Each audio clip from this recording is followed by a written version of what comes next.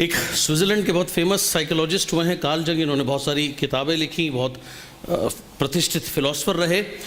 उन्होंने कहा कि until you make the unconscious conscious it will direct your life and you will call it fate. जब तक जो अनकॉन्शियस यानी बैक कहीं माइंड में पीछे कहीं अनजाने में बैठा हुआ है कि मुझे कुछ बनना है, मुझे कामयाब बनना है, जब तक आप उसको सामने नहीं लाओगे जानबूझ करके या जागरूक होकर के, तब तक जो बाकी करंट प्रोग्रामिंग से आपकी ज़िंदगी है वो चलती रहेगी और फिर आप उसे मुकद्दर या किस्मत का नाम देंगे। इस तरीके से अगर आप देखें, हम में से ज़्यादातर लोग ऑटो पायलट हैं। ऑटो पायलट का मतलब क्या है? एरोप्लेन के अंदर में एक मोड होता है जिसे कहते हैं ऑटो पायलट। जब एरोप्लेन एक बार अपनी उड़ान भर ले, उसके बाद अगर पायलट ऑटो मोड पे प्लेन को डाल दे तो वो मशीन स्वतः ही प्लेन चलाती रहती है। तब वो उसे छोड़ करके घूम सकता है, बाथरूम जा सकता है या छोड़ सकता है 10, 15, 20, 25 मिनट के लिए, कोई प्रॉब्लम नहीं है। तो उस तरीके से अगर हम देखें तो हम में से अधिकतर लोग की ज़िंदगी जो है वो ऑटो पायलट मोड पे है। हमने सिर्फ इस चीज़ का एहसास नहीं किया कि अगर हम चाहें तो अपने जीवन का खुद का कंट्रोल अपने हाथ में स्वयं ले सकते हैं। नोइंग वॉट यू वॉन्ट, ये जानने से कि आपको क्या चाहिए, आपको मदद मिलती है अपने जीवन को उस दिशा में ले जाने के लिए। इससे भी ज़्यादा हो सकता है आपको लगे या आपको पता हो आपको क्या चाहिए, लेकिन शायद आपको अपने अंदर और भी ज़्यादा झांक कर देखना पड़े, डीपर देखना पड़े कि वास्तव में आप क्या चाहते हैं, क्या प्राप्त करना चाहते हैं। जैसे एक बार एक व्यक्ति लेखक था, उससे पूछा गया कि आप लेखक क्यों बने? तो उसने कहा मैं लेखक इसलिए बना क्यों, मेरे में शुरू से ही प्रतिभा थी अच्छा लिखने की। तो उन्होंने कहा, फिर साइकोलॉजिस्ट ने उससे फिर से सवाल किया कि फिर भी मैं जानना चाहूँगा कि आप लेखक ही क्यों बने? तो उसने कहा मैं लेखक इसलिए बना क्योंकि मैं अच्छा लिखता था, तो मैं लिखने लगा तो मैं लेखक बना। मैंने कहा और भी ज़्यादा अपने अंदर झांकिए और शुरू से बताइए आपने पहली बार कब लिखना शुरू किया। तो इस लेखक ने कहा कि जब मैं पहली बार कक्षा चौथी में था, 4th क्लास में था, तो सभी बच्चों को निबंध लिखने के लिए दिया गया। तो सभी की तरह मैंने भी वो लिखा और मेरा निबंध क्लास टीचर को इतना पसंद आया, उसने प्रिंसिपल को दिखाया। प्रिंसिपल को इतना अच्छा लगा मेरा लिखा हुआ कि अगले दिन स्कूल की असेंबली में उन्होंने मेरा लिखा हुआ निबंध पढ़ा और सभी पूरे स्कूल ने, बच्चों ने, टीचर्स ने, प्रिंसिपल ने सभी मेरी सराहना करी और मेरे लिए खूब ताली बजाई।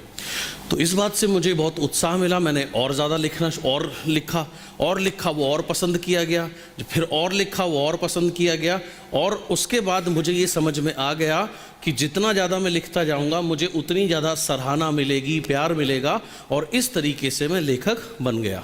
तो ओरिजिनली जब उससे पहली बार पूछा था तो उसका जवाब क्या था कि मैं लेखक इसलिए बना क्योंकि मुझे में लिखने की प्रतिभा थी। प्रतिभा तो बाद में आई, लेकिन असल में वो लेखक क्यों बना? क्योंकि लिखने के द्वारा जब उसे प्यार मिला, प्रशंसा मिली और इतना सम्मान मिला, तो इसकी वजह से बेसिकली वो लेखक बना। और फिर आगे चलकर उसने बहुत सी ऐसी किताबें लिखी जिससे देश भर के अंदर में इस लेखक को बहुत ज़्यादा मान सम्मान व प्यार मिला। लेकिन अल्टीमेटली वो लेखक बना क्यों? वो क्या चाहता था?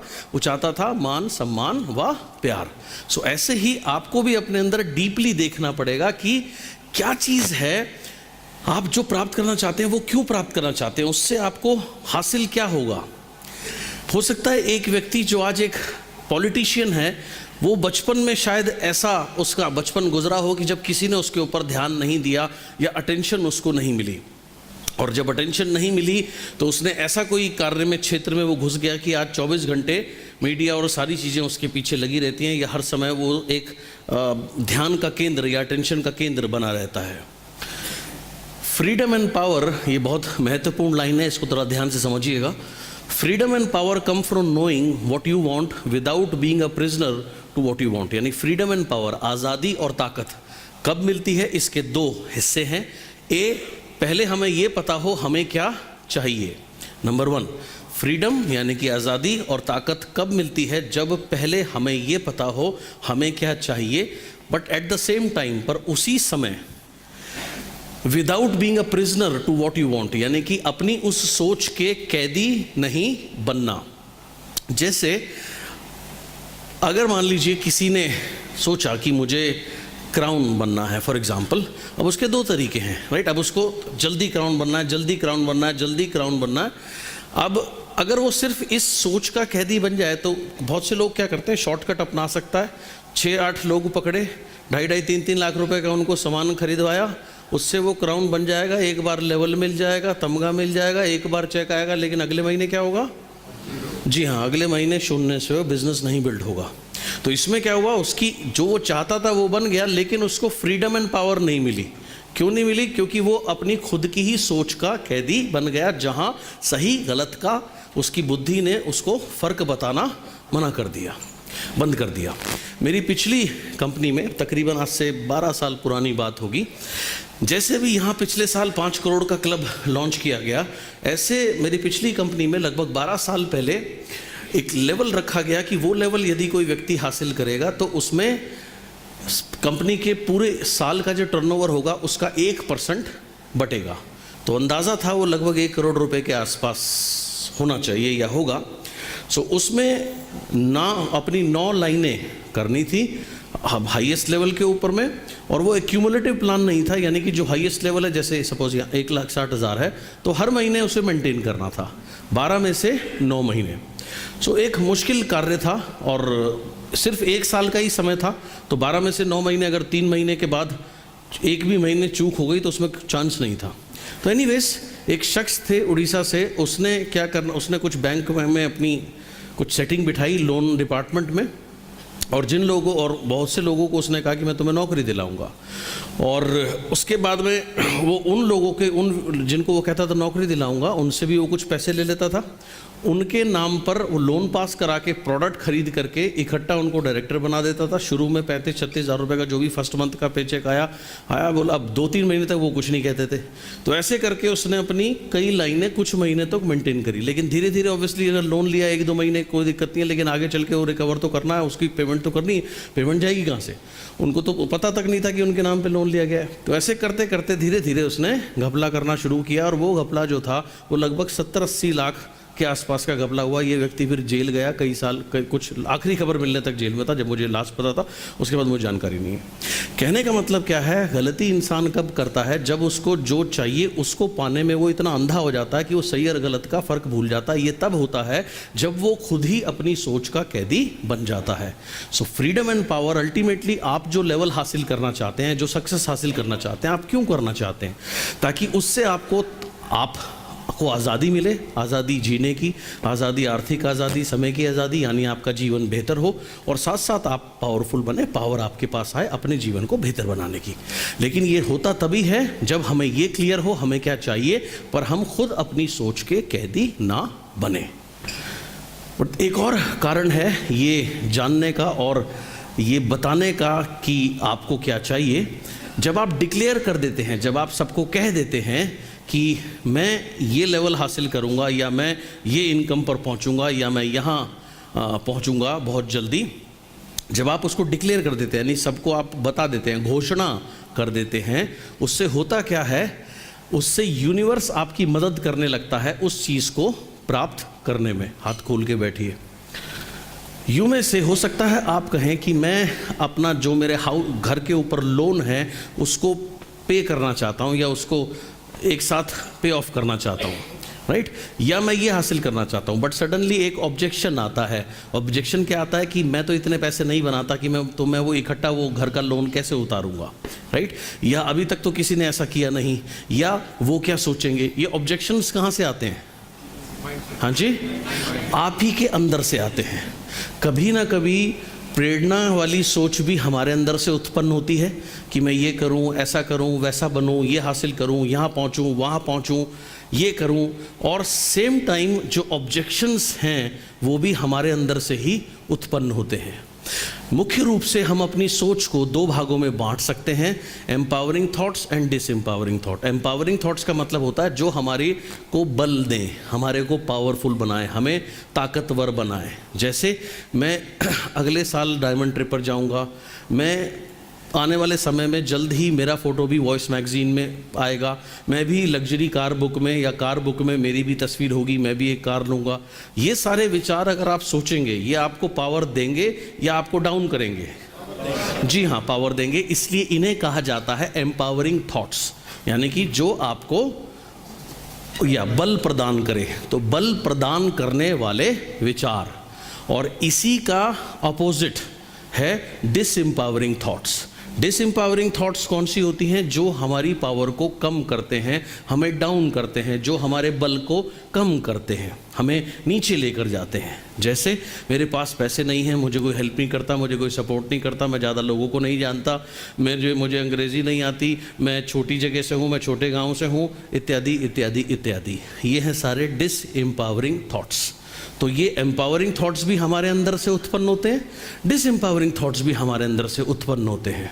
जितने भी कामयाब लोग हैं इस दुनिया में, वो क्या करते हैं? वो अपने एम्पावरिंग थॉट्स को लगातार बढ़ावा देते हैं, और डिसएम्पावरिंग थॉट्स जब आता है तो उसे वो ख़त्म कर देते हैं, या उसको वो बिल्कुल साथ नहीं होते। दो व्यक्तियों में यदि लड़ाई हो तो नॉर्मली वो जीतेगा जिसमें ज़्यादा बल होगा। सेम वे एम्पावरिंग विचार और डिसएम्पावरिंग विचार, बल प्रदान करने वाले विचार और बल छीनने वाले विचार हमारे अंदर से उत्पन्न होते हैं। इनमें से जीतेगा कौन? आप जिसके साथ हो जाओगे वो जीत जाएगा। अगर आप बल प्रदान करने वाले विचार के साथ हो जाओगे तो बल प्रदान करने वाले विचार जीतेंगे। आप बार बार उसी को दोहराओ, उसी पर विचार करो तो वो जीत जाएगा। लेकिन अगर आप बल कम करने वाले विचार के साथ हो गए तो वो बल कम करने वाले विचार जीत जाएंगे। तो ये किसको आप जिताओगे, ये बेसिकली आपके ऊपर निर्भर करता है। ठीक नाउ इट्स आसान है ऑब्जेक्शंस के साथ आना, और ये सबके अंदर से उत्पन्न होते हैं। जब कोई भी व्यक्ति कोई भी बड़ी चीज़ सोचता है तो प्रेरित होकर के, तो अगले ही पल या कुछ क्षणों के बाद में ये विचार ज़रूर उसे आता है कि यार ये कैसे होगा, या ये मुश्किल है, या जो भी। इसमें ट्रिक क्या है या सीक्रेट क्या है? इन ऑब्जेक्शंस को ख़त्म करना, जब तक आप अंदर से पूरे क्लियर ना हो जाएं। जब आप अंदर से क्लियर हो जाएंगे, जब कोई ऑब्जेक्शन नहीं रहेगा या बल कम करने वाले विचार जब आप ख़त्म कर देंगे, तो जो चीज़ आप प्राप्त करना चाहते हैं उसको प्राप्त करना काफ़ी सरल हो जाएगा। एक एग्जाम्पल यहाँ पे दिया गया है। एक महिला थी जो कि कैंसर से पीड़ित थी, और उसको ट्यूमर थे, और ट्यूमर ने वो कैंसर का रूप ले लिया था, और उसको ऑपरेशन ड्यू था। तो डॉक्टर्स ने कहा कि आपका ये ट्यूमर निकालना पड़ेगा, नहीं तो ये आपकी पूरी शरीर में फैलता जाएगा। लेकिन उस महिला की समस्या ये थी कि उसको ऑपरेशन के नाम से, हॉस्पिटल के नाम से इतना ज़्यादा डर लगता था कि डॉक्टर ने कहा कि मैं ऑपरेशन की डेट आपको कैसे दूं? आपको ऑपरेशन की हम टेबल पे डालें, थिएटर में ले जाएंगे, आप तो हार्ट अटैक से पहले मर जाओगे, बाकी कैंसर तो जब वो तो मारेगा 1-2 साल बाद मारेगा, आप तो वैसे मर जाओगे। तो हम आपको डेट ऑपरेशन की तब तक नहीं दे सकते जब तक आपके अंदर जो ये मनोवैज्ञानिक डर जो बैठा हुआ है, मानसिक डर जो बैठा हुआ है, आप पहले इसको निकलवाइए। इसके लिए उस महिला की मनोचिकित्सक से अपॉइंटमेंट ले दी गई, और उनकी उस मनोचिकित्सक ने काफ़ी सारी उस महिला की 2-3-4 सिटिंग करी। तो उस सिटिंग में मनोचिकित्सक ने पूछा कि आपको इतना डर क्यों लगता है ऑपरेशन से और इन सब चीज़ों से। उसने फिर बताया कि जब मैं छोटी थी, 6 वर्ष की थी, तो मैं मेरी नानी के बहुत नज़दीक थी और मैं बहुत उनकी लाडली थी, और उस समय लगभग मेरी नानी को ऐसे ही एक बीमारी हुई, ट्यूमर हुआ, और उनको ऑपरेट करने के लिए या अस्पताल ले जाया गया, और ऑपरेशन थिएटर में जब वो गई लेकिन वो वापस नहीं आई, उनकी डेथ हो गई। तो तब से मेरे मन में ये डर बैठा हुआ है, और तब से मैं हमेशा से कहती थी कभी भी मुझे अस्पताल ना जाना पड़े, अस्पताल ना जाना पड़े, डॉक्टर से मेरा वास्ता ना पड़े, ना पड़े, ना पड़े। अब आज उसकी आयु लगभग 30-32 साल थी। तो पिछले 24-25 सालों से वो किस चीज़ को आकर्षित कर रही थी? जी हाँ, अस्पताल को और डॉक्टर्स को, कि अस्पताल ना जाना पड़े, डॉक्टर से मेरा वास्ता ना पड़े। अब मैंने आपको बताया था ना की तस्वीर नहीं होती, तो इस वजह से राइट उसको ये दिक्कत हुई। कोई बात नहीं, मनोचिकित्सक ने फिर उसको ट्रीट करने के लिए कहा कि देखिए उस समय, जबकि आप बात कर रही हो 25-26 साल पुरानी आप बात कर रही हैं, तब से लेके अब तक मेडिकल साइंस ने काफ़ी तरक्की करी है, और अब बहुत सारे ऐसे पेशेंट हैं जो जिस बीमारी से जो आपको है उससे भी एक स्टेज की एडवांस बीमारी के बाद भी जो ठीक हो चुके हैं। उन्होंने खुद ऐसे कुछ 4-5 पेशेंट्स की केस हिस्ट्री निकाली, उनको दिखाई, कुछ से उनकी बात कराई, और उनको ये विश्वास दिलाया कि ऐसा नहीं है, अगर ये हो गया तो आप वापस नहीं आओगे, इसमें कोई दिक्कत नहीं है। तो ऐसे 5-6 सिटिंग्स जब उस मनोचिकित्सक ने उस महिला की करी तो उस महिला का डर निकल गया, जो कि ऑपरेशन को लेकर के या ऑपरेशन थिएटर को लेकर के और अस्पताल डॉक्टर को लेकर के था। जब उसका डर निकल गया तो वो डॉक्टर के पास गई, डॉक्टर ने उनको ऑपरेशन की डेट दे दी। और जब ऑपरेशन की डेट मिल गई, जिस दिन उसका ऑपरेशन था, उसको ऑपरेशन थिएटर के अंदर में लेके गए। डॉक्टर ने जब उनको खोला ऑपरेट करने के लिए, तो डॉक्टर हैरान रह गए कि जो ट्यूमर जिसको निकालने के लिए उसको ऑपरेट करना था, वो ट्यूमर था ही नहीं, वो गायब हो चुका था। अब पूरी की पूरी जो मेडिकल फ्रेटर्निटी थी वो बिल्कुल उन्हें समझ में नहीं आया कि ऐसा कैसे हो सकता है। सो उन्होंने उस चिकित्सक को बुलाया, और भी ज़्यादा जो वर्ल्ड के बड़े बड़े चिकित्सक थे उनको, जो साइकोलॉजिस्ट थे उनको बुलाया। और जब ये केस डिस्कस हुआ तो निष्कर्ष ये निकल करके आया कि जो डर था कि मुझे अस्पताल ना जाना पड़े या डॉक्टर से ना मेरा वास्ता पड़े, उस डर की वजह से ये ट्यूमर आया था। और जब ये डर निकल गया, जो मुख्य कारण था इसके आने का, तो वो ट्यूमर ने भी ऑटोमेटिकली उसके शरीर को छोड़ दिया, बगैर किसी ऑपरेशन के ज़रूरत ही नहीं पड़ी। सो बेसिकली जो हमारे बिलीफ होते हैं, जो हमारे विश्वास होते हैं, वो बहुत ज़्यादा पावरफुल होते हैं, क्योंकि हर समय हम उस चीज़ को अपनी ओर लगातार आकर्षित करते रहते हैं। सो यही चीज़ यहाँ पर लिखी है। A woman was suffering from cancer, और उसका ऑपरेशन ड्यू था। वो इतनी डरती थी ऑपरेशन से और चाहती थी इसके लिए उसको सलाह दी गई सेशंस अटेंड करने की। जब डॉक्टर ने उनको खोला, कोई भी कैंसर या ट्यूमर उनको नहीं दिखा। क्या हुआ? हमारे बिलीफ या विश्वास इतने पावरफुल होते हैं। उस महिला को जब ये विश्वास आ गया कि जो डर जिसकी वजह से ये सब हुआ था, वो डर हट गया, तो ऑटोमेटिकली कैंसर ने उसका घर छोड़ दिया। उसने क्या किया? कॉन्शियस, जानबूझ करके अपने जीवन का कंट्रोल अपने हाथ में लिया, और स्पेशली अपने नेगेटिव बिलीफ्स का। बिलीफ यानी कि विश्वास। विश्वास क्या चीज़ है? देखिए, एक है सोच। जो सोच को हम पक्की कर लेते हैं वो बन जाता है हमारा बिलीफ सिस्टम या हमारा विश्वास, राइट। और हम जैसा हमारा विश्वास होता है वही बनती है हमारे जीवन की रियलिटी या सच्चाई। मैं आपको एक रियल इंसिडेंट सुनाता हूँ। आज से लगभग 14-15 वर्ष पुरानी बात होगी। मैं अपनी पिछली कंपनी में था तब। लोकेश सेठी जी जो यूनिवर्सल क्राउन डायरेक्टर हैं, मेरे बहुत अच्छे दोस्त हैं इस बिज़नेस से पहले भी। सो एक बार मैं ऑफिस में गया और मैं उनसे मिला, हैंडशेक कर हाथ मिलाने के लिए मैंने हाथ बढ़ाया, तो उन्होंने कहा भाई मेरे से दूर रहो। मैंने कहा क्या हुआ? बोले मेरी आंखें आई हुई हैं। आंखें आना आप समझते हैं? आई फ्लू भी बोलते हैं, देसी भाषा में तो आँख आना ही बोलते हैं, अंजनी भी बोलते हैं, तो जो भी बोले, उसमें आंखें लाल हो जाती हैं। और उसमें ऐसी धारणा है कि जिस किसी व्यक्ति को अगर वो हो जाए, आप उसके टच में रहेंगे तो वो इन्फेक्शन आप में भी आ जाता है। तो उसने मुझे कहा कि भाई आप मेरे से दूर रहो, इन्फेक्शन आपको भी हो जाएगा। मैंने कहा ये बकवास है, ऐसा कुछ नहीं होगा, राइट। और मैं लगभग उसके साथ वैसे ही रहा जैसे मैं रहता हूँ। और बल्कि मैंने उसको ये और कहा था कि मेरी एनर्जी तेरी एनर्जी से बहुत ज़्यादा है, बल्कि तू मेरे साथ रहेगा तो तू जल्दी ठीक हो जाएगा। तो मुझे तो कुछ होने से रहा। थोड़ी देर के बाद में, आधे एक घंटे के बाद में, एक लेडी लीडर होती थी जो कि पेशे से डॉक्टर थी, MBBS डॉक्टर थी। सो थोड़ी देर बाद वो आई, और जैसे ही उन्हें पता लगा कि लोकेश जी को आई फ्लू हुआ है या इनकी आँख आई हुई हैं, तो वो उनको बोली सर मेरे से दूर रहना, मेरे से दूर रहना। वो पूरे दिन यही बोलती रही, सर मेरे पास मत आना, मेरे पास मत आना। अब 1-2 बार बोला, जब उसने ज़्यादा बोला तो वो भी मजाक के तौर पर उसके सामने 1-2 बार गया, लेकिन वो दूर से ही उसको देख के भाग रही थी। ठीक है जी, कोई बात नहीं। 2 दिन के बाद में एक इवेंट था हमारा, काफ़ी बड़ी ट्रेनिंग थी, तो मैं बाहर खड़ा हुआ था, थोड़ा सा जल्दी आ गया था, तो बाकी लोग आ रहे थे। तो थोड़ी देर बाद मैंने देखा वो डॉक्टर मैडम आ रही थी काला चश्मा पहन के, क्योंकि उनको आई फ्लू हो गया था, राइट। अब उनको आई फ्लू क्यों हुआ जबकि वो तो उसके संपर्क में नहीं आई, और मुझे क्यों नहीं हुआ जबकि दिन भर मैं उसके संपर्क में था? मैं तो सबसे ज़्यादा उसके संपर्क में था, क्योंकि जैसा हमारा विश्वास होता है वैसी हम उम्मीद करते हैं। जैसी हम उम्मीद करते हैं बार बार उसी चीज़ों को, उस चीज़ को या सिचुएशन को लाइफ में हम अपने जीवन में खुद ही स्वयं ही आकर्षित कर लेते हैं, राइट। जैसे किसी की धारणा है, देखिए कि अगर पीछे से आप टोक दो तो काम नहीं होता, तो काम ज़्यादा पीछे से नहीं टोकना। तो जनरली देखिए साइकोलॉजी कैसे काम करती है। अब ये व्यक्ति कहीं जा रहा है, किसी ने टोक दिया, वो क्या कहता है? अब यार मेरा काम नहीं हुआ, तो वो उम्मीद क्या करता है? काम नहीं होगा, काम नहीं होगा। ये वो मन में वो ये धारणा मान लेता है, और वो उसके बाद या तो काम पे जाएगा नहीं, जाएगा जाता भी है तो अनमने मन से जाता है, लेकिन मन में वो क्या बार बार अट्रैक्ट कर रहा है, आकर्षित कर रहा है, काम नहीं होगा, काम नहीं होगा, और फिर वो काम नहीं होता। तो इससे होता क्या है, ये विश्वास उसका और भी ज़्यादा गहरा जाता है। देखा, मैंने कहा था ना कि अब उसने टोक दिया, मेरा काम नहीं होगा। सो ये एक ऐसा चक्रव्यूह है, राइट, जिसको सिर्फ और सिर्फ यही तोड़ सकता है और कोई नहीं तोड़ सकता। ऐसे बहुत सारे बिलीव्स हैं, बहुत सारे विश्वास हैं, राइट। फलाने दिन ये नहीं खाना चाहिए, उस दिन ये नहीं करना चाहिए, ऐसी अनगिनत चीज़ें हैं, राइट। बिल्ली रास्ता काट गई, अब जो इस बात को मानता है उसकी देखिए साइकोलॉजी कैसे काम करती है। जब उसके साथ ऐसा होता है तो वो उम्मीद करने लगता है अब कुछ बुरा होगा, अब कुछ बुरा होगा, अब कुछ बुरा होगा। वो इमीडिएटली उस चीज़ को अट्रैक्ट करने लगता है, और जब वो उसको खुद ही आकर्षित कर रहा है तो वो तो उसके साथ होना ही होना है।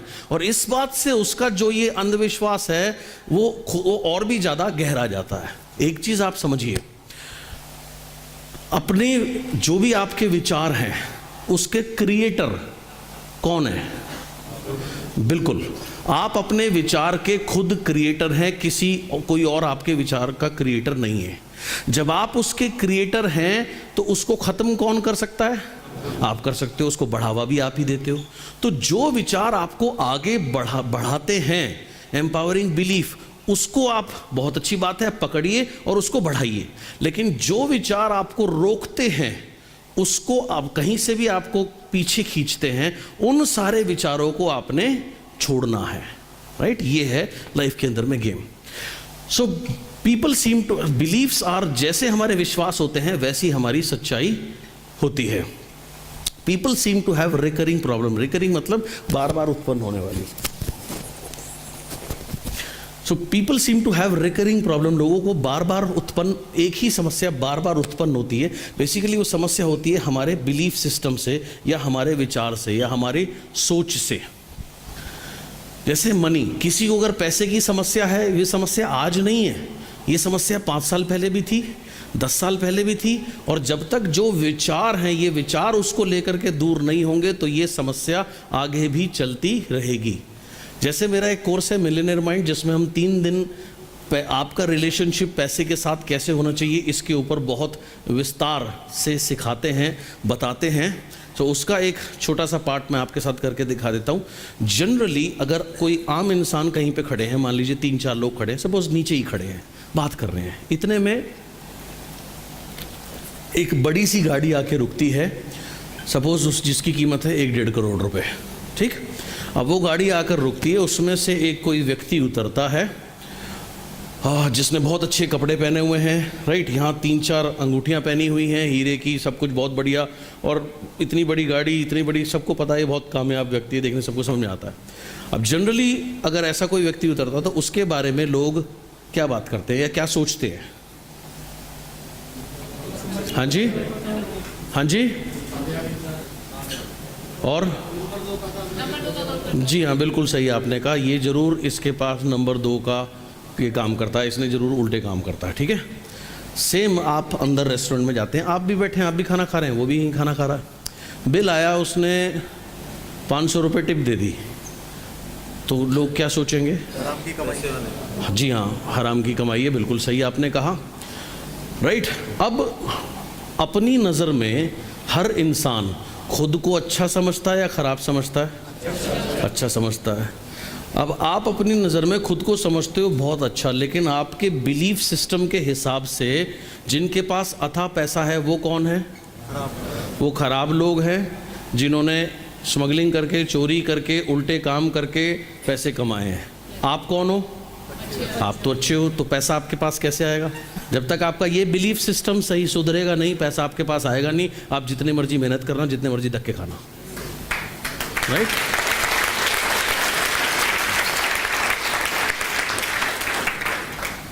सो आपका जो बिलीफ सिस्टम है वही आपकी, जो आपका सोचने, जो आपकी सोच है वही आपकी सच्चाई है, और सच्चाई आपकी कुछ भी नहीं है।